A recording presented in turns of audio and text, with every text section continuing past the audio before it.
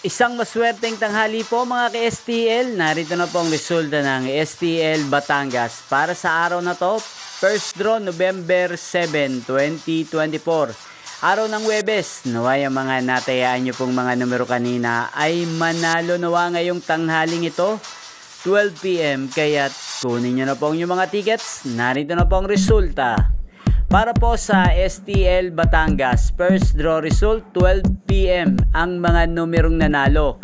33 at 25 in exact order sa lahat po ng tumaya kanina para sa first draw ng 33 at 25. Congrats po sa inyo, panalo po kayo. Again, 33 at 25 in exact order. Shoutout po natin ngayong araw na to si Ate Tikya. Ate Tikya, shoutout po sa iyo. Sana isa ka rin sa manalo ngayong araw na to. Yan po, napanood nyo po ang resulta ng STL Batangas sa channel na to, Roderick Hernandez TV. Maraming salamat po sa patuloy nyo pong pagsuporta sa aking channel. Huwag nyo pong kalimutang mag-subscribe. Thank you for watching.